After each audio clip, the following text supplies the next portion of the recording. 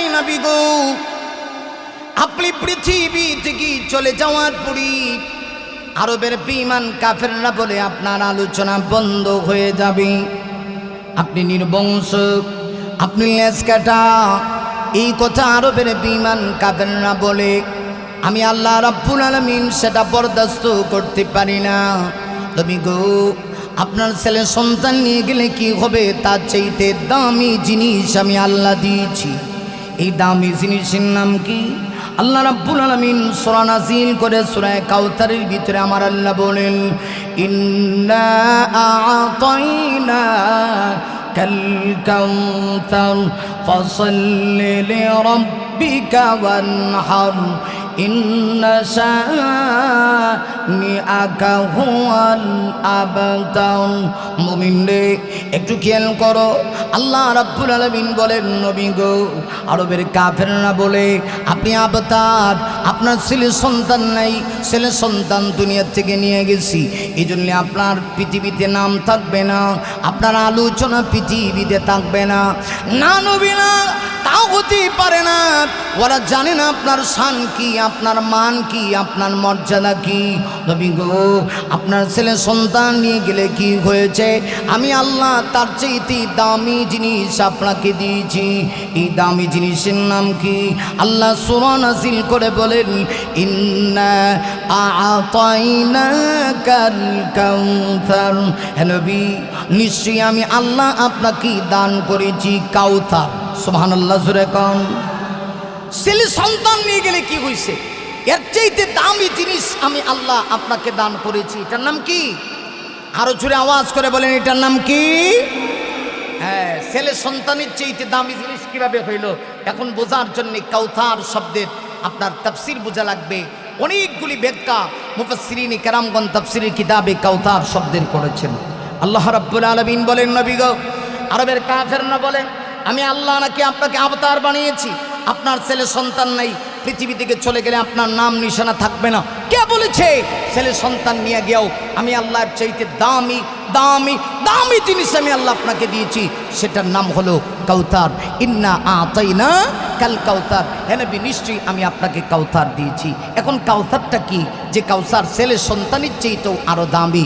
বোঝার জন্যে কাউসার শব্দের 40টার উপরে ব্যাখ্যা, সবগুলি বলা সম্ভব না, আমি দুই একটা বলি। প্রথম ব্যাখ্যা হচ্ছে, আল্লাহ বলে, নবী গো, ইন্না আ'তাইনা কাল কাউসার, এর অর্থ হলো, হে নবী, নিশ্চয়ই আমি কাউসার দিয়েছি।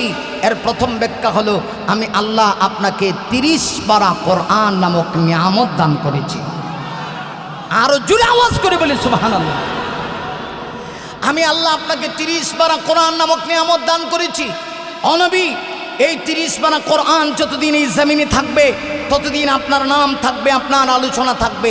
আমি আপনাদের কাছে জানতে চাই, কোরআন কি কিয়ামত পর্যন্ত থাকবে নাকি কোনো সংশয় আছে, কোনো সন্দেহ আছে?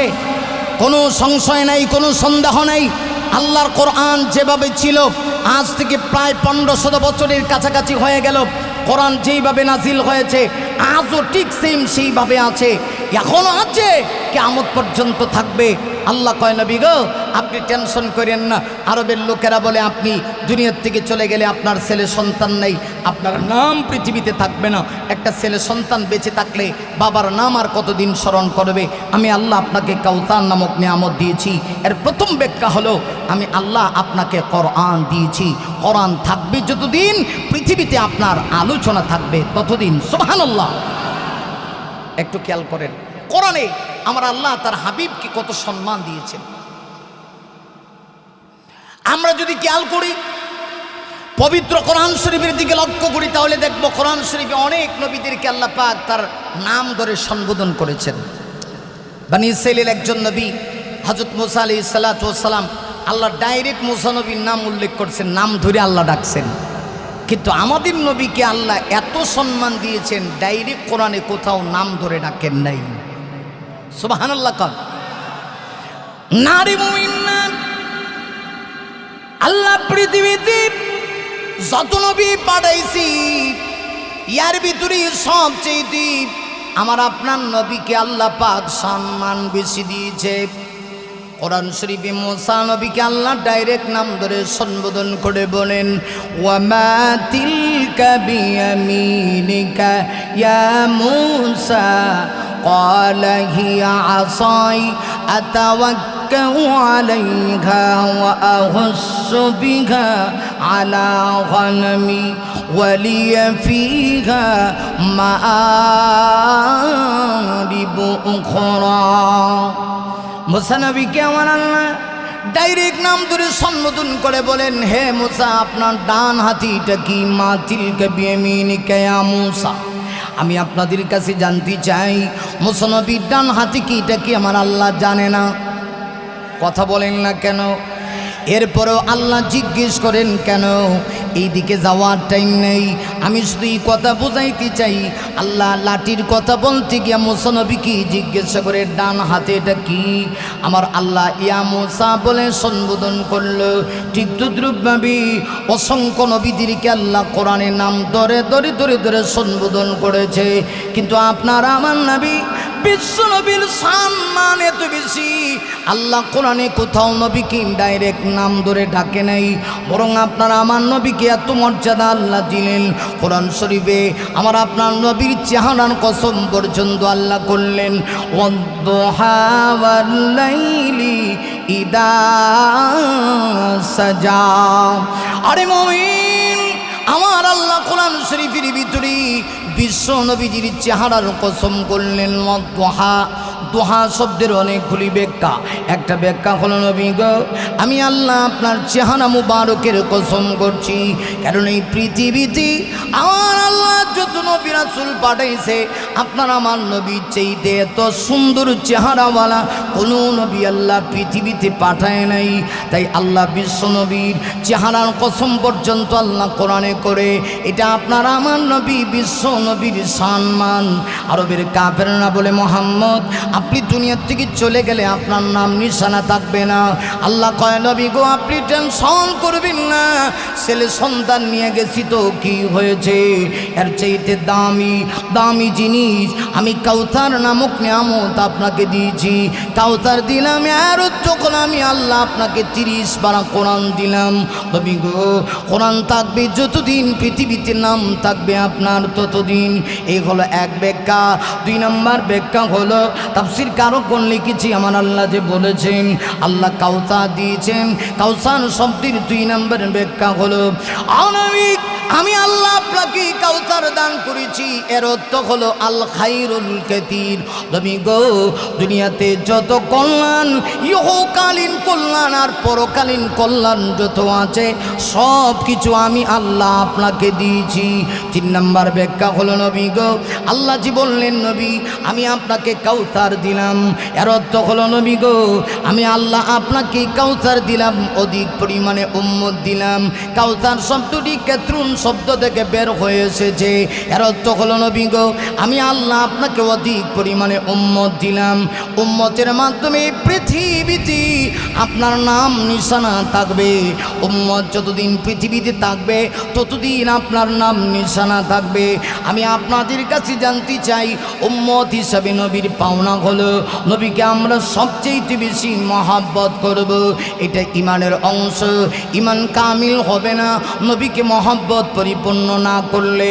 আমি আপনাদের কাছে জানতে চাই, ওই নবীর মহব্বত আমাদের ভিতরে এত বেশি, কেউ যদি নবীর ইজ্জতের উপরে আক্রমণ করতে চায়, আল্লাহর কসম করে বলি মুসলমান হিসাবে নির্দ্বিধায় আমি কথা বলতে পারি, ওই কুলাঙ্গারের জিহ্বা টেনে এনে আমি কুকুরকে দিয়া নাস্তা খাওয়াবো। ঠিক কিনা জোরে বলুন। আমি নিঃসন্দেহে এই কথা বলতে পারি, উম্মত হিসাবে নবীর এই ভালোবাসা আমার কাছে পাওনা। এই পৃথিবীতে একজন মানুষকে সবচেয়ে বেশি ভালোবাসতে হয়, যিনি হলেন আপনার আমার নবী, আকা নবী, সরকার নবী, দু জাহানের বাদশা নবী, নবীকুল সম্রাট, আল্লাহর সৃষ্টি জগতের প্রধান আকর্ষণ জনাবে মুহাম্মদুর রাসূলুল্লাহ সাল্লাল্লাহু আলাইহি ওয়াসাল্লাম। আমরা সেই নবীকে কলিজার চাইতে বেশি ভালোবাসি। এটা যুগ যুগ ধরে আমরা পেয়ে এসেছি। নবীর যুগে সাহাবায়ে কারাম আমার নবীকে কলিজা দিয়ে ভালোবেসেছেন, আমার নবীজির নাম পৃথিবীতে রেখেছেন। আজকের এই যুগেও আমরা দেত্বহীন কণ্ঠে বলতে চাই, আমরা কোনো কিচ্ছু বুঝি না। আল্লাহ এবং তার রসুলের ব্যাপারে কোনো আপোষ নাই। কেউ যদি আল্লাহর বিরুদ্ধে বলে তার সঙ্গেও কোনো আপোষ চলতে পারে না। সে আর যাই হোক, আল্লাহর বিরুদ্ধে বললে করলে ওর দাঁতগুলি থাকবে না। কথা বলো ঠিক না ঠিক? এই যে বাউল আবুল ফাউল সরকার, নাম শুনছেন? ঠিক গে বাড়িত কইন, আরেকটু জোরে আওয়াজ করে কোন ঠিক কিনা? এই কুলাঙ্গার আমার আল্লাহকে গালি দিছে, আল্লাহকে নিয়ে কটূক্তি করছে। সে মঞ্চে গিয়ে গান গায়, এটা তার একান্ত ব্যক্তিগত বিষয়, কিন্তু আল্লাহকে নিয়ে কথা বলার সাহস তাকে কে দিয়েছে? এত জঘন্য সে আল্লাহকে নিয়ে মিথ্যাচার করেছে, 4-4টা মিথ্যাচার করেছে, এবং করে শুধু ক্ষান্ত হয় নাই, শেষ পর্যন্ত সেই কথা বলে ফেলছে আল্লাহর মুখ না হোক আমি জানি না। আমরা এই দেশে শতকরা 95% মুসলমানের দেশে দ্ব্যর্থহীন কণ্ঠে আমরা এই কথা বলতে চাই, বাংলাদেশের মুসলমান সব কিছু বরদাস্ত করবে, কিন্তু আল্লাহর বিরুদ্ধে যদি কেউ কিচ্ছু বলে মুসলমান সেটা বরদাস্ত করবে না। এখনো কেন তাকে প্রকাশ্যে জনগণের সামনে ফাঁসি দেওয়া হলো না? বাংলাদেশের জনগণ জানতে চায়, ঠিক কিনা বলেন? আর জোরে বলুন। শুধুমাত্র আমার আল্লাহকে নিয়ে সে কটূক্তি করছে তা না, কোরআনের অপব্যাখ্যা করছে, করে নাই? কোরআন শরীফের সর্বশেষ সূরার নাম কি? সূরাতুন নাস। নাস মানে কি? নাসো, কথা বোঝেন আপনারা তো, যারা সাধারণ মানুষ আছেন এরাও বোঝেন, নাস মানে হলো মানুষ। নাস মানে কি? মানুষ। কিন্তু সে একটা মঞ্চে উঠে বলতেছে মোল্লা মৌলবীরা নাসের কথা বুঝি কোরআন শরীফে কোথাও পায় না, অথচ কোরআন শরীফের সর্বশেষ সূরায় আল্লাহ বারবার নাসার কথা কইছে, কুল আউযু বিরাব্বিন নাস, এর তো নাসো। এরপরে আবার কয় মালিকিন নাস, আল্লাহ আবার কইছে নাসো। ইলাহিন নাস, আল্লাহ আবার কইছে নাসো। মিন শাররিল ওয়াসওয়াসিল খান্নাস, আল্লাহ আবার কইছে নাসো। এরপরে যে আয়াত যেটা কইছে আমি মুখ দিয়ে কইতাম না, এ কয় আল্লাজি ইউসু বিসু, আল্লাজি ইউসু বিসু। চিন্তা করে দেখেন, পেটে ভাড়া দিলে কুল হু আল্লাহ সূরা 14 করে বের হয় না, সে কোরআনের অপব্যাখ্যা করে। এত বড় দুঃসাহস তাকে কে দিল? কথা বলেন ঠিক কিনা? তাহলে আল্লাহর বিরুদ্ধে, কোরআনের বিরুদ্ধে কেউ কিচ্ছু বললে আমি বরদাস্ত করতে পারবো না, কারণ এটা আমার ইমানের বিষয়। 2 নম্বর হলো আমার নবীর বিরুদ্ধে যদি কেউ কিচ্ছু বলে আমি সেটাও বরদাস্ত করতে পারবো না। কথা বলেন। নারী মুমিন না, সত্যিকার অর্থে মুমিনকে সূরা আল মুজাদালার 22 নম্বর আয়াতের ভিতরে আল্লাহ পাক বড় চমৎকার করে বলে দিয়েছেন, লা তাজিদু কওমান ইউমিনুনা বিল্লাহি ওয়াল ইয়াউমিল আখির ইউআদুনা মান হাদ্দাল্লাহ।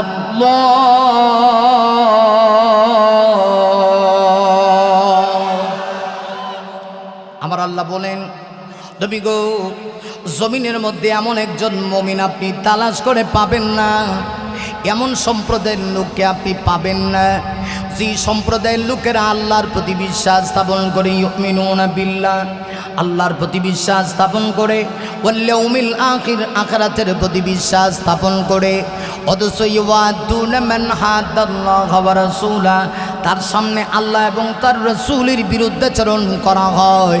বিরুদ্ধাচরণকারী যদি, আল্লাহ বলেন ওয়ালাউ কানু আবাহুম, ওই সম্প্রদায়ের লোক যারা ঈমান এনেছে আল্লাহর প্রতি, পরকালের প্রতি, তার সম্প্রদায়ের লোকেরা যদি আল্লাহর বিরুদ্ধে বলে, এমনকি তার বাবাও যদি আল্লাহর বিরুদ্ধে বলে, ঈমানদার সম্প্রদায়ের লোকেরা তার বাবাকেও ছাড় দিবে না। কথা কোন ঠিক কিনা? বাবাকেও ছাড় দিবে না। এটাই তো ঈমানের বহিঃপ্রকাশ।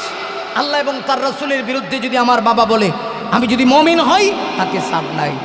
এজন্যই তো আমার ভাইরা, উহুদের যুদ্ধে এমন ছিল, বাবা আর সন্তান, একজন ছিলেন নবীর পক্ষে, আরেকজন ছিলেন নবীর বিপক্ষে। বাবা ছিল নবীর পক্ষে, সন্তান ছিল বাবা নবীর পক্ষে, বাবা ছিল নবীর বিপক্ষে, কিন্তু সন্তান তার বাবাকে পর্যন্ত ছাড় দেয় নাই।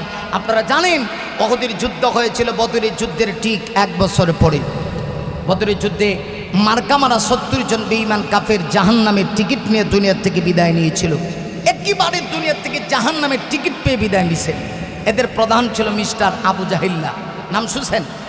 আবু জাহেলের নাম শুনছেন? অবশ্য আবু জাহেল আপনাদের এলাকায় নাই, আমি বলছি না কি আছে। তা আপনারা বলেন কেন? আবু জাহেল নাই, কিন্তু কিয়ামত পর্যন্ত তার কিছু অনুসারীরা থাকবে। কথা বলেন ঠিক কিনা? বদরের যুদ্ধে মার্কা মারা 70 জন বেঈমান কাফের জাহান্নামের টিকিট নিয়ে বিদায় নিয়ে গেল। এদের প্রধান ছিল আবু জাহাল। আবু জাহাল সহ অন্যান্য সঙ্গপঙ্গরা যখন জাহান্নামের টিকিট নিয়ে দুনিয়া থেকে বিদায় নিয়ে গেল, বিদায় নেওয়ার পরে তার সুযোগ্য উত্তরসূরিরা দুনিয়াতে রয়ে গেল। এদের জিদ রয়ে গেল। বদরের যুদ্ধের ঠিক 1 বছর পরে আবার তারা ওহুদের ময়দানের দিকে রওনা করেছে। উদ্দেশ্য হলো আমার নবীকে দুনিয়া থেকে বিদায় করে দিবে, শহীদ করে দিবে, ইসলামকে ধ্বংস করে দিবে। আমি আপনাদের কাছে জানতে চাই, আমার নবীকে ধ্বংস করার মতো ক্ষমতা এই পৃথিবীতে কাহারও আছে? ইসলাম ধ্বংস করে দিব এই টার্গেট নিয়ে ওরা সুদূর ওহুদের ময়দানের দিকে রওনা করেছে।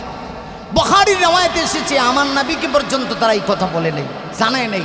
নবীজি যখন জানতে পারলেন, সাথে সাথে তাদের সঙ্গে মোকাবেলা করার জন্যে 1000-এর একটা বাহিনী আমার নবীজি তৈরি করলেন। সুবহানাল্লাহ আছে। তাহলে বোঝা গেল ইসলাম শুধু এই কথা শিক্ষা দেয় না, শুধু মায়ের খেতে হবে, প্রয়োজন হলে মাঝে মধ্যে মার দিতে হবে। ইসলামে প্রতিশোধ নাই, কিন্তু প্রতিরোধ আছে। আমার উপরে আমার গাড়ি লাথি দিয়া কেউ আমার ইসলামের বিরুদ্ধে কিচ্ছু বলবে, আমি মাথা নত হয়ে বসে থাকবো, এটা মুমিনের পরিচয় হতে পারে না। আমার নবী শুধুমাত্র মসজিদে নববীর খতিব ছিলেন তা না, প্রয়োজনে মদিনায় যাওয়ার পরে আমার নবীজি মসজিদে নববীর খতিব ছিলেন ঠিক, কিন্তু খেতাবতির দায়িত্ব থেকে আমার নবীজি অব্যাহতি নিয়ে আমার নবীজি কখনো জিহাদের ময়দানে গিয়া নবীজি